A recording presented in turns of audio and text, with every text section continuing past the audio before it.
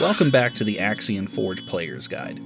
Every card in Axion Forge tells a story, including its value, purpose, and power.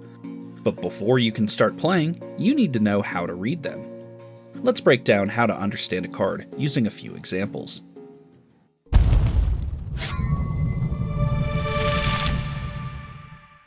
Here is a basic creature card. Cards can be identified using their unique names. This one is a Steam Forge Sentinel. This icon and its colored nameplate tell you its rarity information. Steam Forge Sentinel is common, which means you are allowed to use up to 3 exact copies of it in your deck. Higher rarity cards have different limitations. In the top left corner of most cards, you will find a trophy number. That means if you destroy it, you gain that many trophy points towards victory. Earn an equivalent amount of trophies as your starting life force to win. Standard games are to 25. This is the card's spark cost.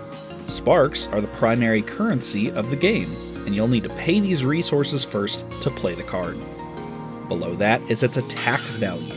This card deals 3 damage when attacking.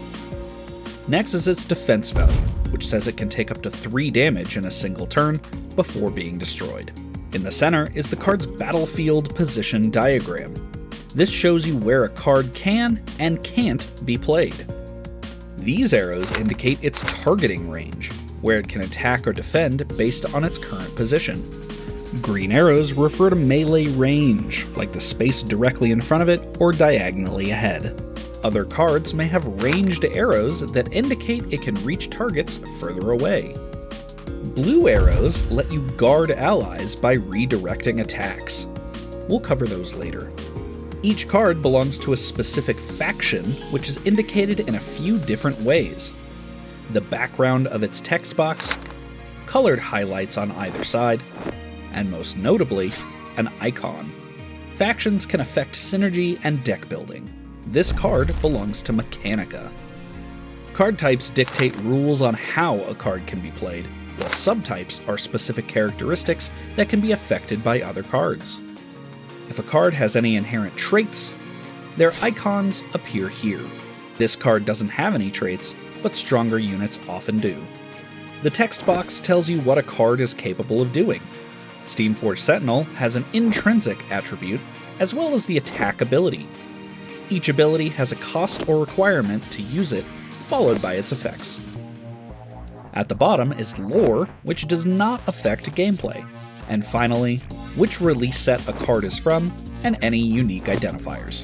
The next example is a particularly powerful card that showcases just how complex they can be. This ultra-rarity unique creature's strength comes from its special abilities and strategic value, not just raw power. Icons and a text box reminder show its multiple traits, as well as several different ability types. Advanced cards like this are extremely powerful, but also quite rare, so don't worry about mastering them right away. For now, just focus on understanding the basics. Last, let's take a look at a completely different type of card, a source. Source cards don't have any attack or defense, targeting range, or position charts because they aren't played to your battlefield. This means they can't typically be targeted or attacked, and once played, they stay in play for the rest of the game. Instead of fighting, sources generate the sparks used to pay for your other cards. Sources can be used each turn to give you the sparks needed to build your army. Other sources can cost sparks to play, but offer more utility and effects. So when reading a card in Axion Forge, just ask yourself, what does it do? What can it target? Where can it be played? And what does it cost? Once you can read a card at a glance, you're one step closer to mastering the game.